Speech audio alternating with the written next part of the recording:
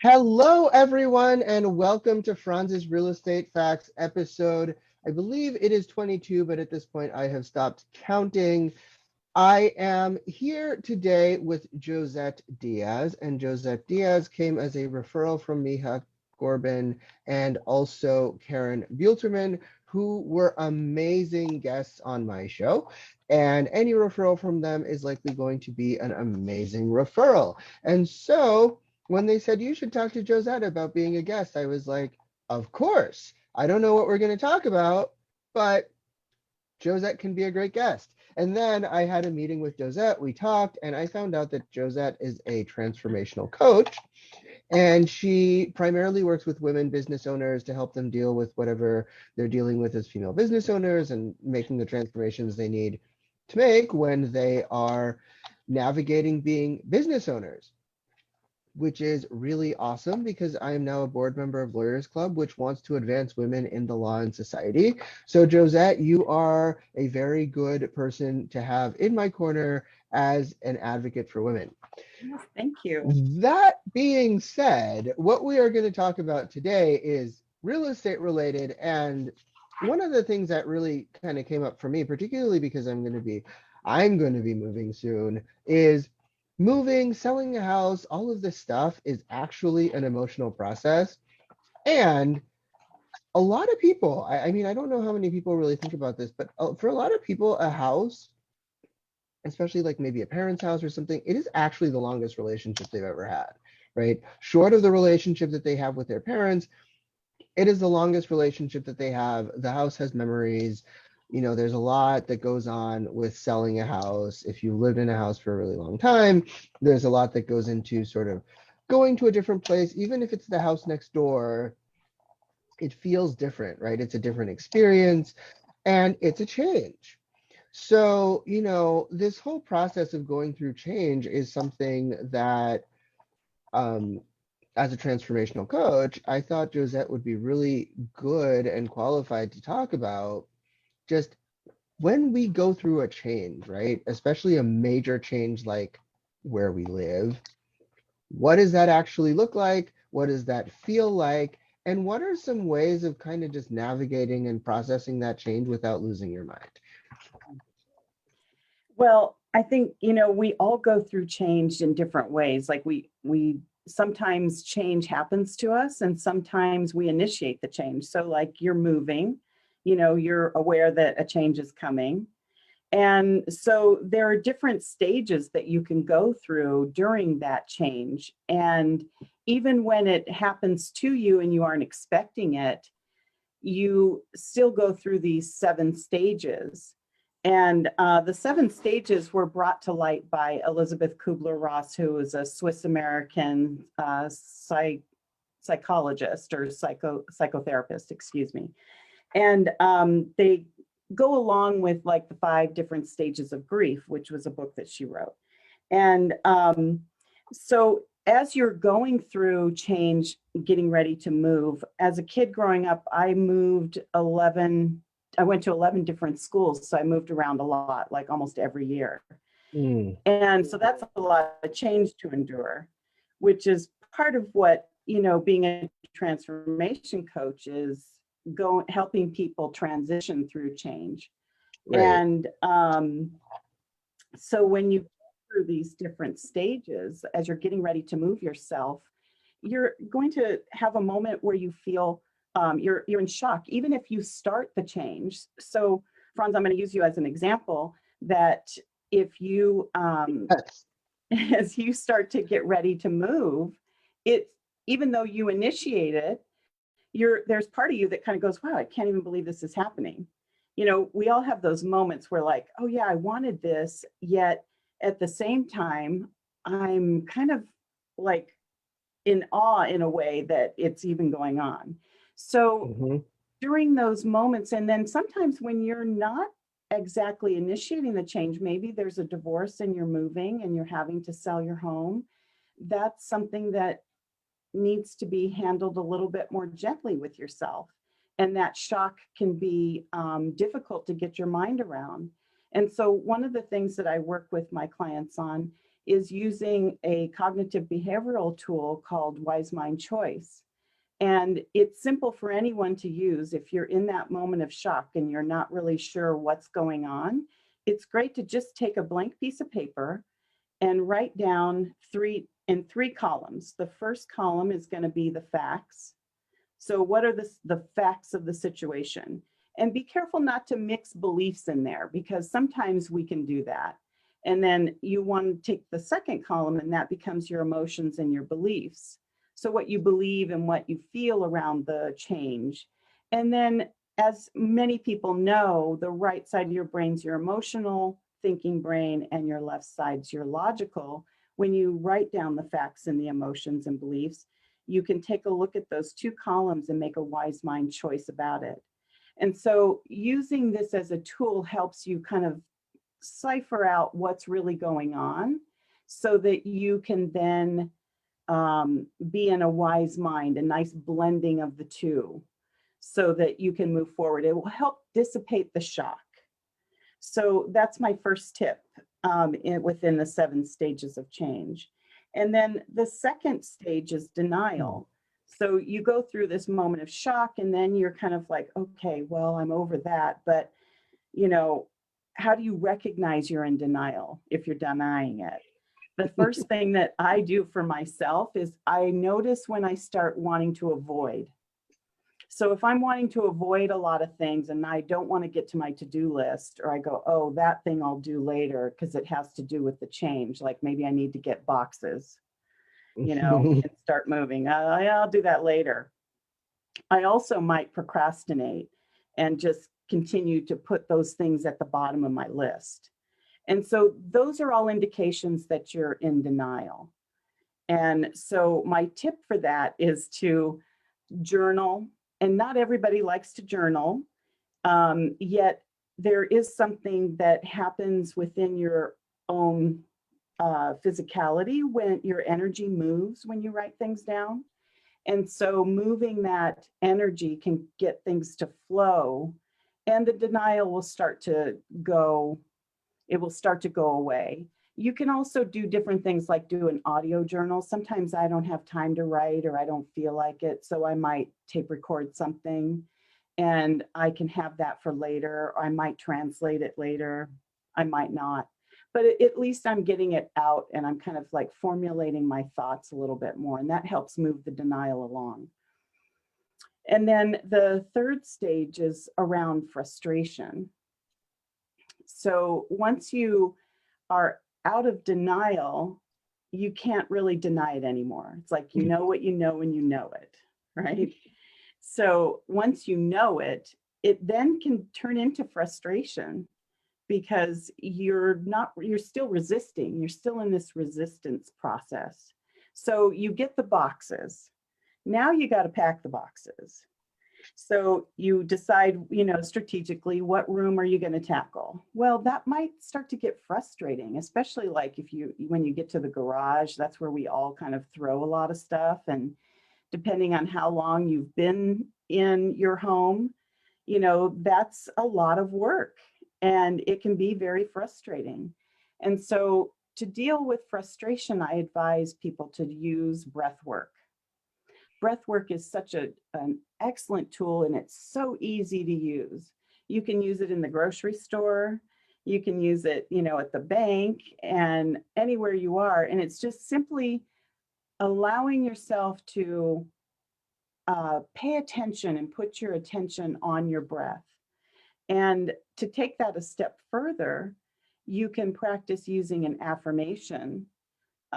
People talk about affirmations. They're not necessarily to magically get things to shift, yet it is introducing a new thought form, which also indicates to your nervous system that you want a different response. So that's how I use affirmations with my clients, is we're looking at starting a new pathway to have a new response in their life. So during this period of frustration, taking just a moment to listen to yourself breathe in and out. Like when you're driving, you're not going to do a whole lot of anything that's going to distract you, but you can sit and listen to yourself breathe as you drive. And that's going to calm your nervous system. So in the midst of this frustration, if you use an affirmation, you take that up a notch and you have some time to, sit with yourself, you can breathe in the new thought. So maybe the new thought is, I make space and time to get organized. So you breathe that in. And then you let go of everything that's frustrating you. I really don't want to. I don't want to go through those memories. I don't want to go through those boxes. I don't want to throw things away. I mean, that's really challenging sometimes. And believe me, I've moved plenty, so I know that you're going to probably still hold on to things that you didn't really need. And when you unpack them, you'll go, why did I even save this? So, just be kind to yourself in these first stages of the change, because they're the hardest to go through. And then once you get through feeling frustrated, you start to feel a little bit more organized. Okay, you got a room, packed, and you can move on. After going through that period of frustration, you might end up in a spot where you're feeling a little bit depressed. So depression, we're not talking about depression, a chronic depression, or, anything else here. If you have that kind of depression, that of course you go to a professional for. But during the process of change in this stage, depression is a normal human condition. So at this point, you want to give yourself good self-care. And I'm not talking about just going out and getting a massage or, a lot of those things that we think of as self-care. This is really about listening to yourself deeply in what you need. And so if that means I, today feel like I need a nap, then take a nap. If it's Wednesday night and usually you cook during the week and you just don't want to do it, order a meal out. Give yourself that self-care that honors where you are in that moment, and just allow yourself to move through that period of time. The more that you allow yourself to be your own witness to the moment of maybe the sadness or whatever it is that you're feeling in that time, the more that you will be able to move through that with more ease. Because if you're witnessing, everyone wants a witness. We want to be witnessed in what we're experiencing on our emotional level. And so it's a good time to really just listen to yourself deeply. So once you move through that depression stage, you move into experimentation. And this is really the fun part, because you've gone through a lot of the hard stages. And now you're getting to kind of figure out what it is that you enjoy, what's working. You kind of have a system by now. If you've done a couple of rooms of packing, you're going to know what needs to be tackled first, how you want to handle it. You can start experimenting with some other things about how that's going to work for you. You might start getting more excited about where you're moving to, where are you planning on, doing different activities in your new community. That allows you to experiment. So this might be an opportunity for you to kind of keep track of what's working and what's not working. And you can either do that in your own mind, you can make a list. Some people really love doing lists. I know several people who really dig having an Excel spreadsheet. Yeah. But it's a lot for me, but some people really like that. So you can do things like that will help you kind of explore what it is that you're enjoying. And it's a good tool to be able to reflect back on. So once you go through experimentation, then you move right into a decision-making process where you've actually done enough through the process of this change that you can decide some things. And so this is a chance for you to celebrate, how far you've come and enjoy the process of deciding. And then you move into integration, which is where you keep moving forward. And now doubt may creep in at this point, and you might start to think you have to revisit some of these other stages. It's a good time to reflect on those stages, though, and to see the journey that you've come on, which is why the tips I'm giving can be very helpful in order to do that. Now, I think most of the time we go through change and we don't even think about what we're doing. We just sort of push through it. And we wouldn't even recognize that we were in shock or denial or frustrated because we're actually dealing with change. We just think, I'm frustrated because I have to go get boxes and I've got, 3 rooms to go and I got to work, and I have all these meetings and life is happening. We don't stop and say, oh, I'm in this, the 4th stage of change. So if you take a step back and allow yourself to see that you do have these different stages, it really can help you bring more ease to the shift that you're making.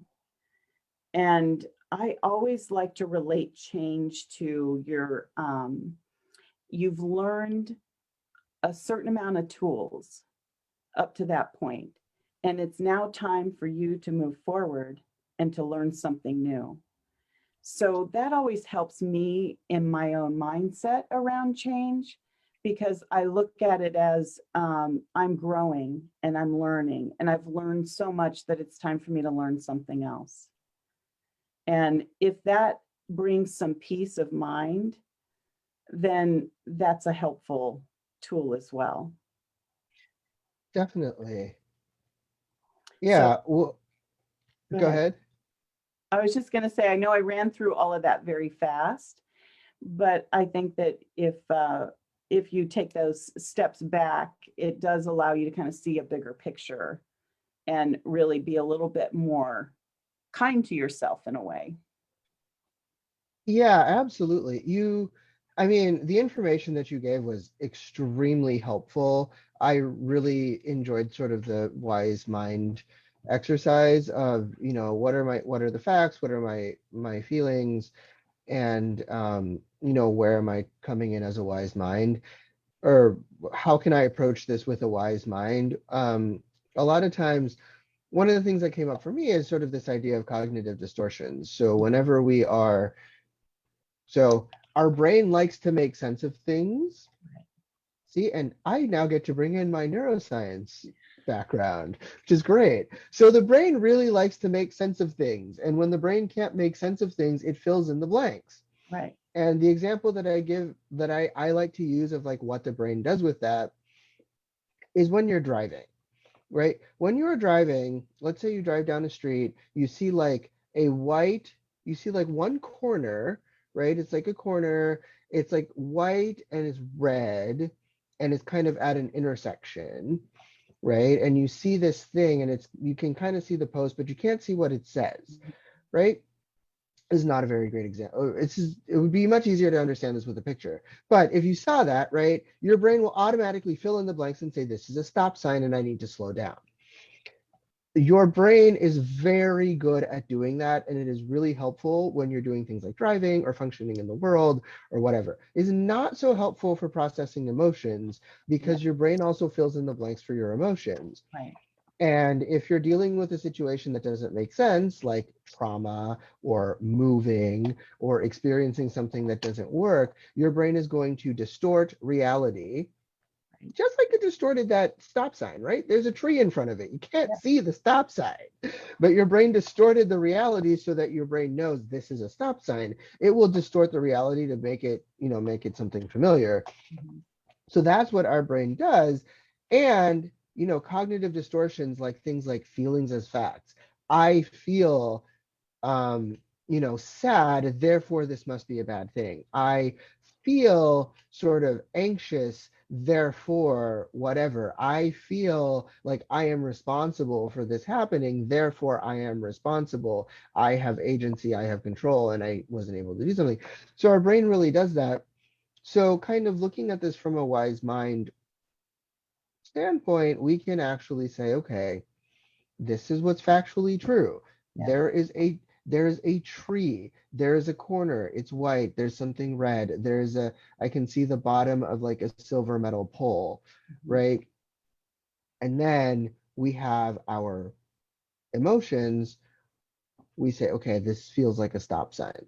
And then you can make a decision based on what's really going on and what you're feeling. So that was really helpful. And hopefully that was like an example that everybody who's watching was able to follow. And it was a clear example, but Good. that's an example I like to use. I think that one of the things that I'd like to kind of piggyback on that a little bit is that, we have perceptions that we're very committed to. And sometimes those perceptions dictate how we respond, and we're not even aware of it. So, one of the things that I like to use as an example is sometimes we misconstrue what our beliefs are as facts. So, like an example could be, my boss doesn't like me based on how he treats me, right? Well, that's not really a fact. It's a presumption of what you perceive the behavior to be. So that's really a belief and an emotion. Yet I think sometimes that can get confusing. So that's just a slight example of that. And I think it's important what you were talking about with the mind presuming that these two corners are stop signs. From your perception and experience, you make a stop there. So sometimes it's good to like be aware of that. And if you sift it out and, apply your wise mind to it, you can sort of see, oh, well, maybe I'm limiting myself in this area. And maybe it's really not that way. So I think that was a really good example and a good point to bring up. Yeah. So thank you for that. And that is definitely my favorite example. And there's all kinds of other cognitive distortions, but that's really just the brain trying to make sense of things. And when I think about being a real estate agent or sort of what I do as that job, that is actually one of the more important aspects of what I do is I help people navigate this change. A lot of real estate agents, they kind of come in and they say, well, you have to sell this house, or you need to do this, or you have to do that. This is the right time. You're going to get a lot of money. Like, I'll get you a lot of money. On the other hand, like when you when you're if you find yourself saying, every single offer is a bad offer, or I will only move if I get a $2 million cash offer on a property that is worth not a dime more than 1.2 on the best day, right? Then, maybe that's a sign that you're in a little bit of denial and maybe it's time to step back. And one of the things that I do with my clients is I give them that opportunity to step back when they need to step back. Um, and I recognize it and I say, maybe it's time for you to take a step back and sort of reprocess what you need to process instead of kind of doing this whole hard sales thing where people are like, well, you need to sell right now or you need to accept this offer or whatever. Because that really causes that causes some of the stress that comes from a real estate transaction. I mean, as much as real estate agents remove stress, some real estate agents, just by their approach, will increase stress just by saying, and they'll present realities or facts that are true, Mhm. right? I mean, these might be true. Most real estate agents, when they tell you like this is a good idea, or this, like, it is generally factually based on something that is factually correct. um, and yet that usually goes against the emotional perception, and so that makes it really stressful because the discrepancy between something that is factually true and what you emotionally perceive or what you emotionally would like is stress. That is where stress comes from. Yeah, exactly. And I think that as a real estate agent, you have to, when I'm listening to you talk, it's a lot of really tuning in and listening to what's happening with your clients. and helping them navigate that without getting too deep. So I think that recognizing what the 7 stages of change are, it will help real estate agents navigate with their clients a little more. Exactly. And the one thing that I will say um, about just the 7 stages of change is a good example, but just like anything theoretical, Mhm. um, what it gives anyone, and I really appreciate this because I'm also a lawyer. And so as an attorney, doing a real estate transaction, I get a contract and I get to fill in the blanks, right? But I understand the theory behind the contract as well. And so having theory or understanding theory, what it does is it gives a framework for understanding what needs to be there and what should be there. And when it's not there, you can figure out why it's not there. Mhm. And so people do not in a linear way go through the 7 stages of change. It's like it's like perfectly linear. And then like Monday, I'm going through shock. And then Tuesday, I'm going through No, denial. And yeah, then by Friday, I'm going to be in experimentation. That's right. not how it works. No, it does It's not a, work that way. but it is nonetheless a theoretical framework. It helps you understand what is the playground, right? The Exactly. playground has a sandbox and Mhm. swings and a seesaw and whatever other things that playgrounds have nowadays that I don't know about. That's what the playground is. Um, it tells you what the playground is. You understand what you need to do. And then you understand maybe, okay, I'm playing with a seesaw. Mhm. And I kind of understand that this is what seesaws do. So I'm not going to be trying to swing on the seesaw. I'm going to be, maybe on this seesaw, I need another person. Right. It is creating that harmony within the framework. So, Right. and I love frameworks because they really do give you like a guideline on how to navigate. So that's all the 7 stages of change are, is it's a way to navigate. And you're right, Exactly. they do not come like Monday is shock, Tuesday's denial. You can go through, depending on the enormity of the change and your emotion and belief around it, is going to dictate how that change, takes place in your life. And it can also dictate how long it takes you to go process through that. And that can happen fast and it can happen slow.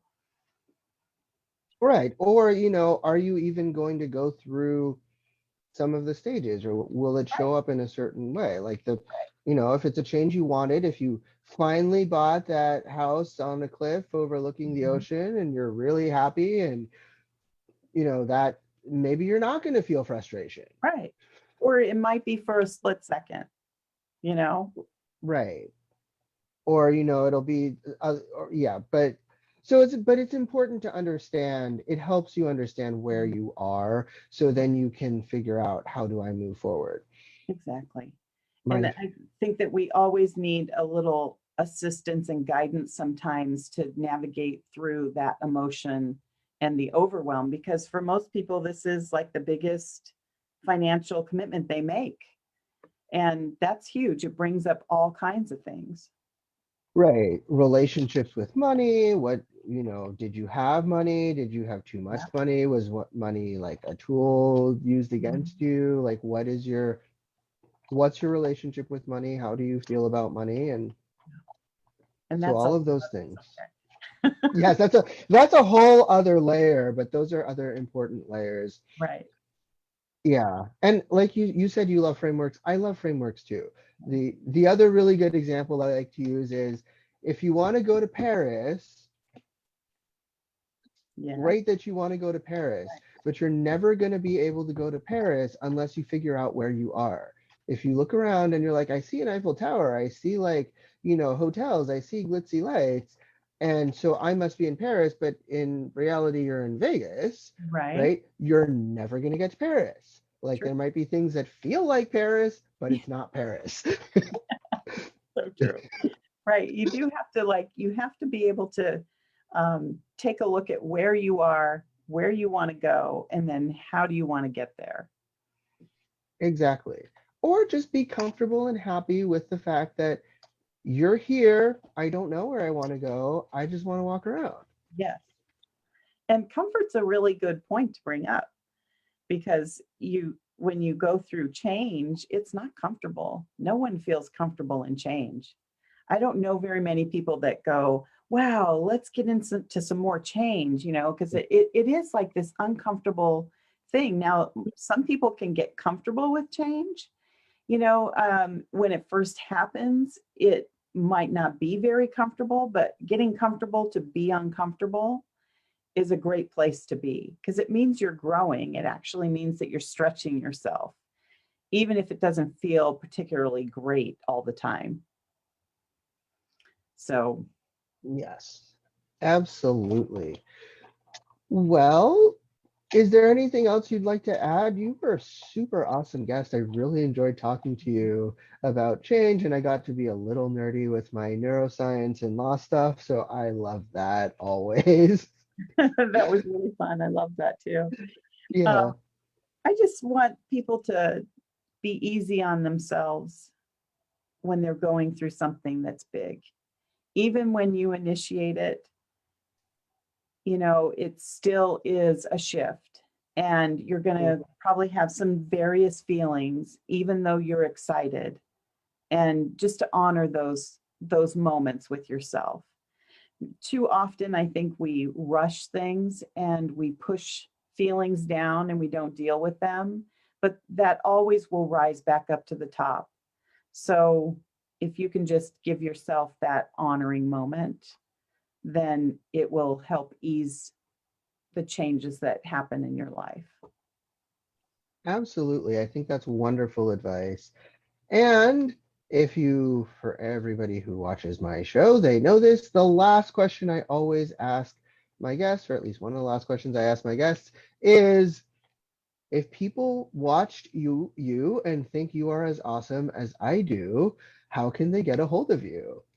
Well, I have a website that is under construction, but my business is Guidance to Wellness. And I am on Facebook under Guidance to Wellness, and you can reach out to me there. I would love to hear from you. You can DM me. My email is guidance to wellness at gmail.com. You can reach me that way as well.